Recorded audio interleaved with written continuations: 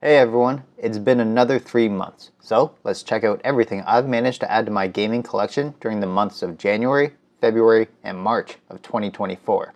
While this was a somewhat light 3-month span in terms of pickups for myself, I did also manage to get my 3 boxes from Retro Game Treasure, although this time it was not a simple process. I had a ton of issues with my January box. By now, I'm sure most of you are aware what Retro Game Treasure is, but if not, it's a subscription service that sends video games right to your door. You can set your preferences accordingly to your personal taste in games, and right now, I have the original Nintendo, Super Nintendo, Nintendo 64, and the GameCube as consoles that I want to collect for. As always, Retro Game Treasure has no idea I'm making this video, they did not send me anything for review, and they have no influence over what I say. I actually had a ton of problems with my January box, and you'll notice I covered up the box rather oddly. This is because my January box actually got stolen. I did manage to get a replacement one sent, and I'll explain the ridiculous story towards the end of the video, but for now, let's find out what they sent. Starting with WWF No Mercy. I gotta say, this is a great way to start off the box. The cartridge is a little scratched up, but there's no tears on the front or back label, so that's really good. Honestly, I'm not crazy surprised they sent me this, considering they basically sent me every other wrestling game on the 64, so it was about time they got to the best one. Next up, for the Super Nintendo, is Wings 2 Aces High. I have never heard of this game before. I can only assume it's a flight combat game, and hopefully it's a good one. Considering it has a 2 in the title, I have to assume it's a sequel, but honestly, I have no idea.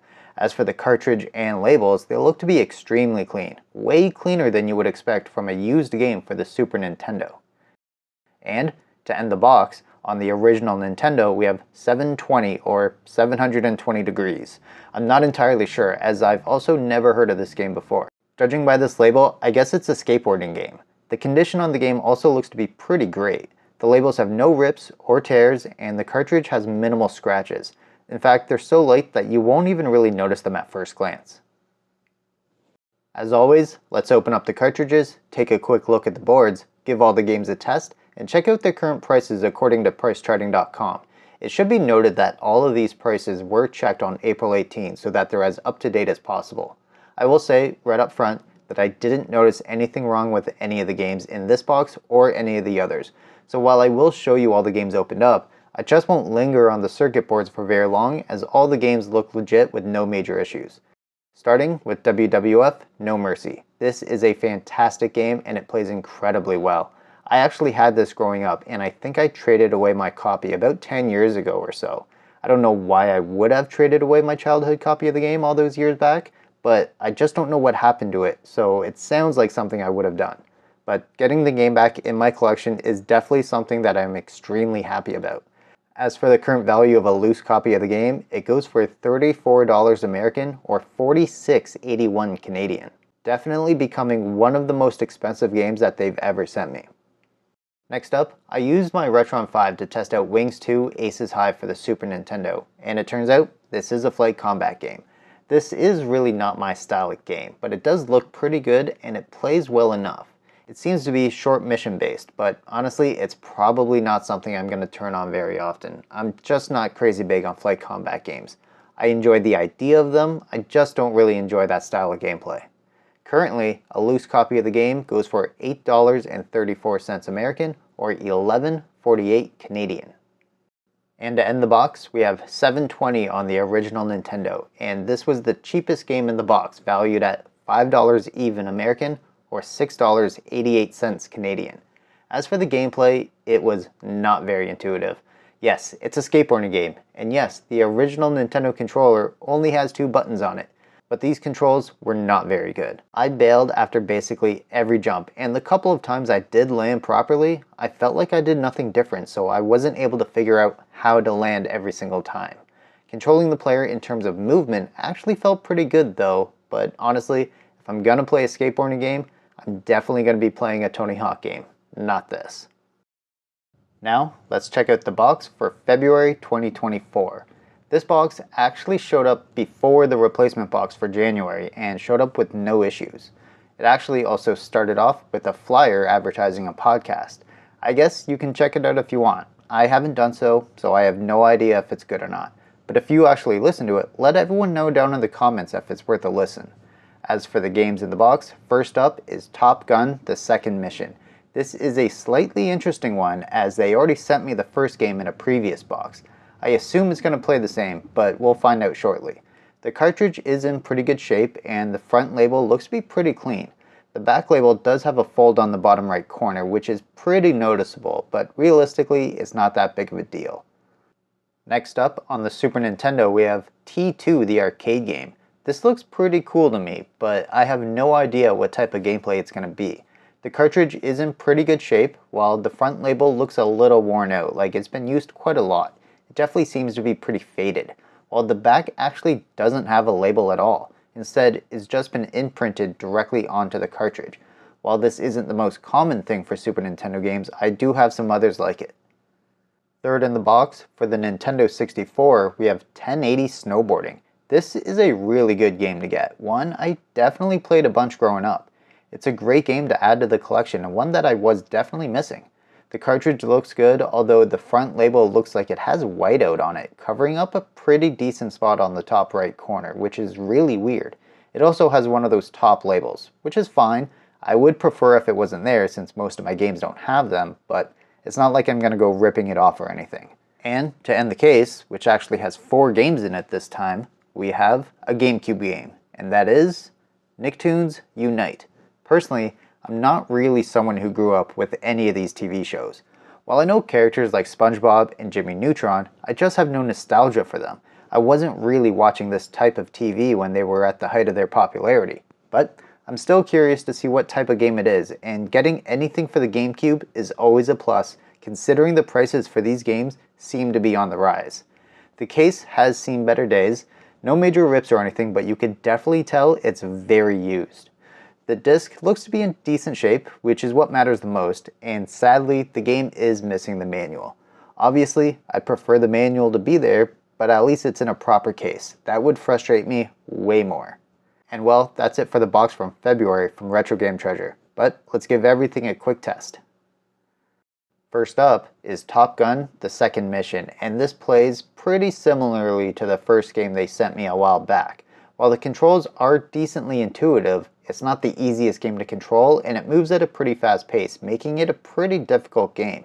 I think after a quick test, I actually do enjoy it more than the other flight combat game they sent me, although it's still not something I'm going to play very often. And unfortunately, the Top Gun branding didn't really help it maintain any monetary value, as the game is currently sitting around $5 US or $6.88 Canadian. Next up is T2, the arcade game, and it's essentially a light gun game, although controlled with the D-pad. It actually plays decently well, but obviously it's pretty difficult to get precise aiming trying to move the cursor. But the game does look and play decently well for what it is. Honestly, I thought it was going to be like a side-scrolling action game or a beat-em-up or something like that, so this gameplay definitely caught me off guard since I never played this in an arcade, and I had no idea it was basically a light gun game.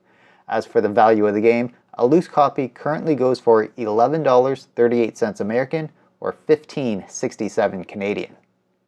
Third, we have 1080 Snowboarding.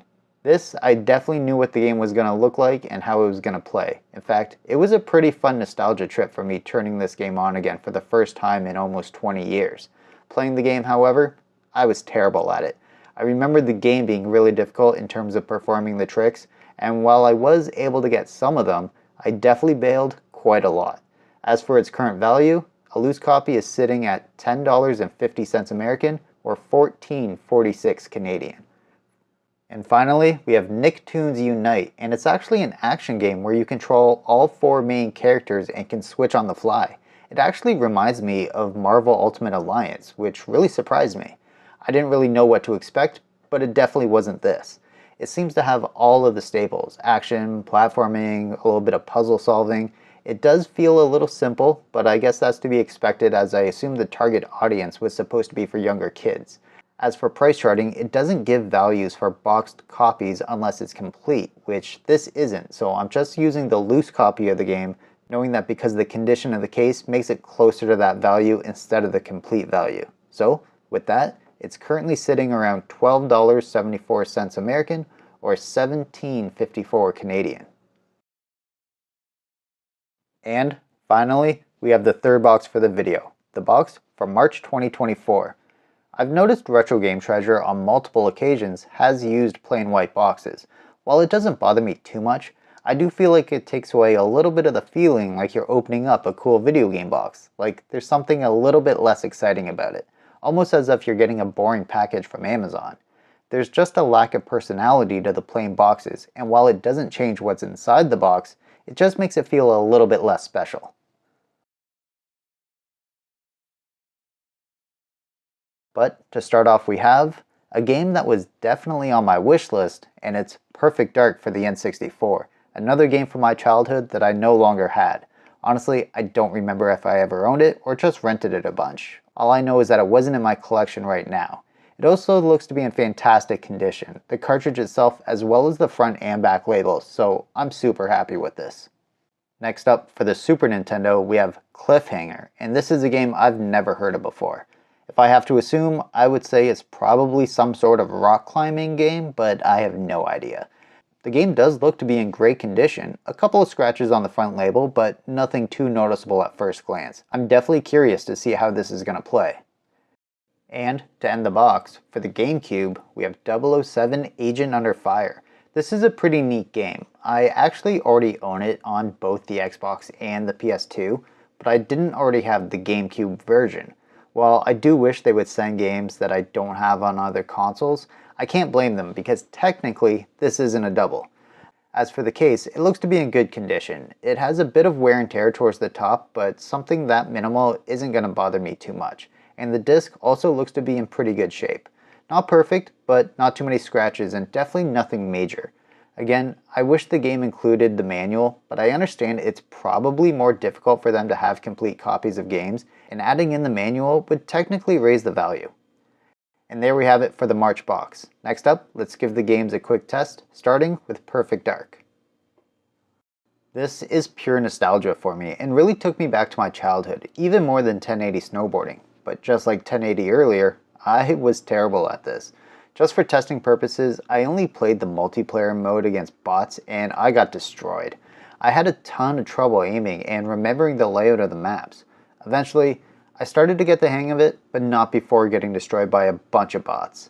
As for the current value of the game, a loose copy goes for $17.99 US or $24.77 Canadian. After Perfect Dark, I went and tested Cliffhanger and I was completely shocked at what this turned out to be. I thought it would be a rock climbing game or a platforming game in some sense where you needed to scale a mountain, and it turns out it's a side-scrolling beat-em-up, which I was absolutely not expecting. It plays decently well, but it definitely felt a little unfair, with enemies attacking me as I would be getting up after being hit, leaving me with zero opportunity to try to do anything. While I'm pleasantly surprised by the game in terms of how it looks and plays, I just own so many other beat-em-ups that I don't know if this is going to be one I turn on whenever I'm in the mood for that style of game. I was looking forward to something completely different from anything else I had, and it turns out it's pretty similar to a lot of other games. As for the price of the game, it's currently sitting at $9.05 American or $12.45 Canadian. And to end the third box for the video, 007 Agent Under Fire for the GameCube. The game plays great, although I'm not great at this era of shooter. While I own this game across multiple systems, I actually found them all at thrift stores over the years and they've just been sitting in my backlog for quite a while, so I'm actually not crazy familiar with the gameplay itself. But as the first level went on, I felt like I was starting to get the hang of things. These 007 games always have a ton of cool gadgets and different things intertwined within the gameplay, so maybe I'll give this a bit of a longer play session and see some of the interesting things in the game. As for the price of the game, because of the missing manual, I looked at the price for the loose copy, which is currently at $12.99 American or $17.88 Canadian. And there we have the 3 months of Retro Game Treasure, but I still have the regular pickups I made during this span as well. So let's get right into that with the Nintendo Wii. At the thrift store, I managed to find complete copies of The Destiny of Zorro and Carnival games, as well as Battalion Wars 2, which is missing the manual. All the cases are in pretty good shape, especially Carnival games, which feels like it's in near perfect condition. Here we can see Battalion Wars 2 playing and it plays really well. I've never played a Battalion Wars game before, so this was really cool for me to try out. I was expecting something closer to Advance Wars, but real-time action gameplay was a ton of fun, and it actually worked really well with the motion controls for the Wii. Honestly, I'm quite surprised at how much I enjoyed the opening portion of this game. Moving on to the Xbox 360, I found copies of Star Wars The Force Unleashed, Star Wars The Force Unleashed 2, and Where the Wild Things Are, and all three games are complete with manuals. I actually own the first Force Unleashed game on the PS3, but to get them together at the same time like this was just something I couldn't pass up. Here we can see the Force Unleashed 2 playing, and I'm actually testing it through the backwards compatibility of the Xbox Series X, and it works great. I've played through the beginning of the first game multiple times, but I've actually never beat it, and I don't think I've ever gotten past the tutorial for the second game before, and when I did that, it was actually on the Nintendo Wii with motion controls. Sticking with the Xbox 360, I picked up Crackdown 2, Final Fantasy XIII, and Battlefield 4. I actually already own Battlefield 4 on the Xbox 360, however, this copy I found was actually still sealed, and that really intrigued me, so I decided to pick it up. While both Crackdown 2 and Final Fantasy XIII are both complete with the manuals. Final Fantasy XIII is a game that I have tried before on the PS3 and never got out of the beginning, as going down the long train track type level design did seem a little boring to me at the time. However, testing it out now, years later, the story seems to be way more engaging than I remembered, so perhaps this will help get me to give the game a full, proper second chance. I also tested this through the Xbox Series X backwards compatibility, and the game runs extremely well on the system so far, which is a feature I really enjoy.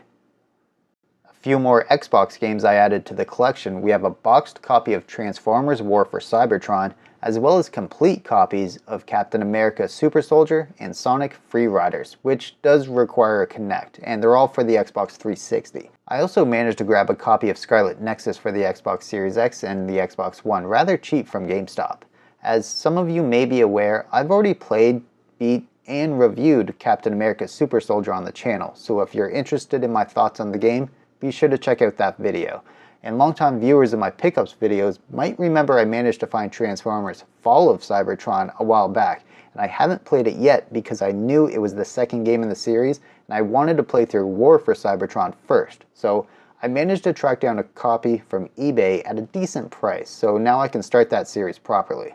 Sadly, these Transformer games aren't available through backwards compatibility, so I had to test it through an actual Xbox 360, and it works great. I'm definitely looking forward to playing through these games.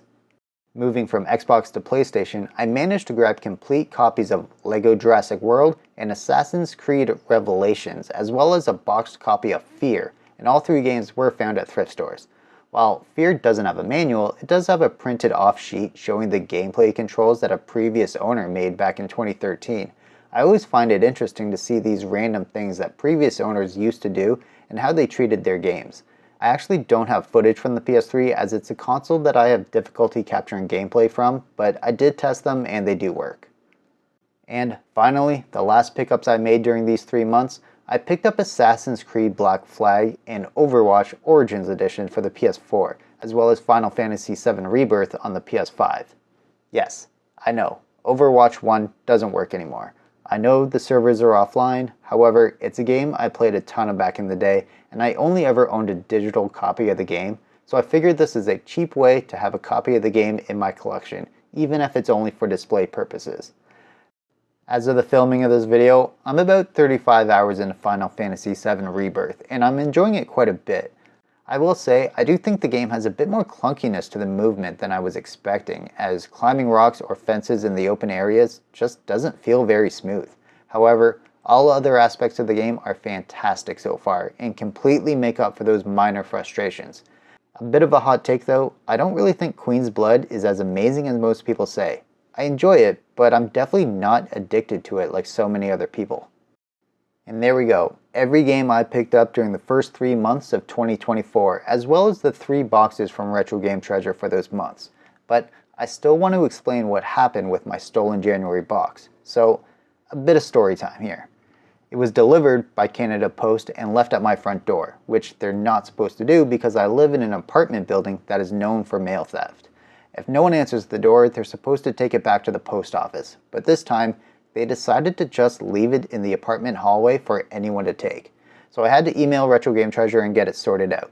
While they answered rather quickly, they needed to wait up to 2 weeks for approval to send out another box. Basically, I was told to wait and see if the post office screwed up and if the package would just magically appear. Then I was told I would be contacted by their insurance company and told that I would need to sign an affidavit saying I never received the box.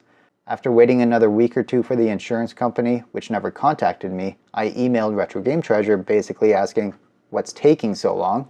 And that's when I was told it was already approved anyways and they would be sending it out. Then another week goes by, so I emailed again. This is now February 26th, waiting for my January replacement box. All the while, my February box already showed up on time, but still no January box. In the email, I asked if there's a tracking number for whenever it gets sent out. So they gave me the number, and when I tracked it, it was scheduled to be delivered that day. Luckily, I was able to run out to the post office and get it before another issue came up, which sounds like story time is over. But no, because for some reason I was charged by Canada Post $30 for customs. I've never been charged for a Retro Game Treasure box before, so I emailed them again asking about the charge. I was told this has never happened before to the company. I was told to send them pictures of the receipt and so on, which is why the box was covered weird, since I didn't know if they would need more information or pictures or anything like that. I sent all the info I could and then waited. Another week or so went by and I emailed again asking what's the deal, and I was told it's basically a VAT tax, which I'm not entirely sure, but I think that's a European tax, so that doesn't make any sense to me since I'm in Canada. I asked them why I was charged at all. All my fees should be included in the original subscription price. I asked if I'm going to be reimbursed for it, and they said they were looking into it. Now, almost 2 months later, and they still haven't updated me at all. Honestly, I'm pretty fed up about it. I was already thinking about not renewing my subscription anyways, and this really helped push me towards that. It's not scheduled to renew until the middle of summer, so I still have 2 or 3 more boxes after this video to receive, but either way, I think I'm done with the service for the time being. Maybe I'll go back to it eventually, but I'm definitely leaning towards ending my subscription for now. Long story short, January box got stolen, had to wait over a month for a new one, and when I finally got it, I was charged an extra $30 for customs, which I assume the company just isn't going to pay me back for. All the while, my February box showed up without any issues. Honestly, this whole scenario left a bad taste for me, even though I have received some amazing games from them. When all is said and done, over the course of the 3 months, I definitely added some great games. Games like No Mercy and Perfect Dark from Retro Game Treasure, Battalion Wars 2 and Captain America's Super Soldier from thrift stores, and actually, only one brand new game, Final Fantasy VII Rebirth. But overall, I'm extremely happy with what I've added to the collection, even though I had a frustrating time trying to get that January replacement box. But what cool games have you added to your collection so far in 2024? I'd love to know, so please let me know down in the comments. If you enjoyed the video, be sure to hit the thumbs up, and don't forget to subscribe if you're new here. If you want to see what I managed to grab at the end of 2023, then be sure to click right here.